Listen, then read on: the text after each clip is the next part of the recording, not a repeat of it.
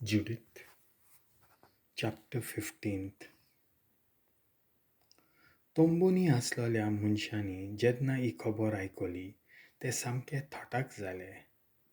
Kampeun आणि thorthorun ते soglle ximpoddle आणि ekach farak mellta ते vatten pollun gele.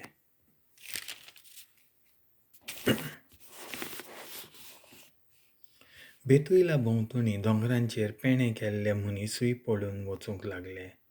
तेन्ना सगळे इस्रायलीत फुडारी तांचे पाठीक लागले. घोडलां ताची खबर दिवंक आनी दुस्मानां आड वचून तांचो भस्म करूंक उज्जियान बेटोमास्थांय बेबाय कोबा कोला आनी इस्रायलाच्या सगळ्या प्रांतांनी संदेशकार पाठयले. इस्रायलितांनी ही खबर आयकली तेन्ना एकचितान तांणी तांचेर आक्रमण केलें आनी कोबा पावोपर्यंत तांचे कुडक्यान कुडके केले. दुस्मानाच्या तोंबू म्हळ्यार घडलां तितल्यायची खबर आयकतच जेरुसलेमांत आनी आख्ख्या दोंगरी वाठारांत तांकां आपलो पाठिंबो दिलो.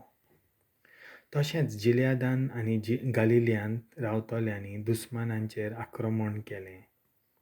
दमास्कांत आनी ताच्या वाठारांनी पावसर तांकां व्हडा प्रमाणान मारून उडयलें.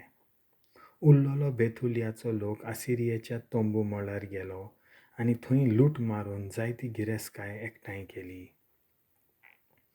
दुस्मानाचो भस्म करून परत येताना उरलोल्या वस्तूंची इस्रायलितांनी लूट मारली.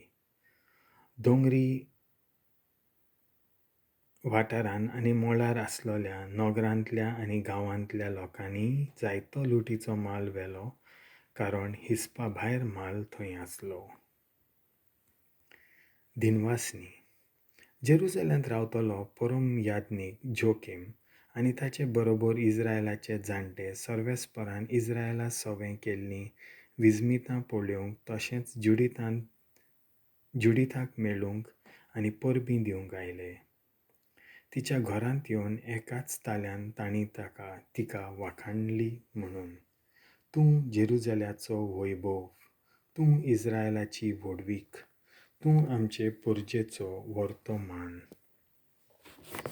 तुज्याच हातान हें सगळें करून इस्रायलाक तुवें बरेंपण दाखयलें आनी तुवें केलां तितलेंय देवाक मानवलें.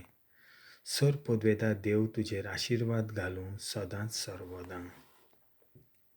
आनी सगळ्या लोकांन जबाब दिलो आमेन. 30 दीस पर्यंत तोंबू मळार लोकांन लूट मारली.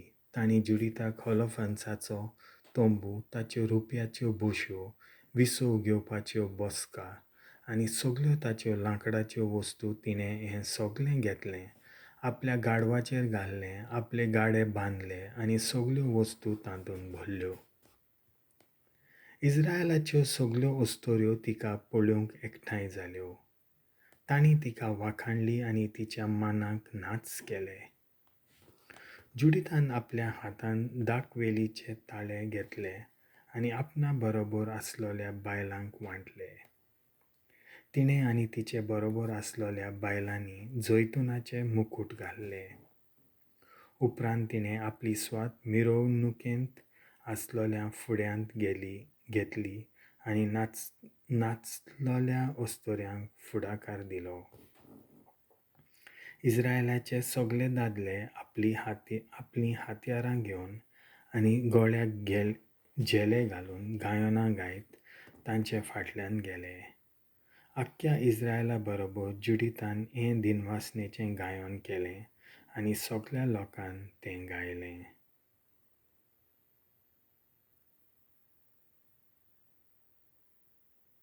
देवाचें उतर.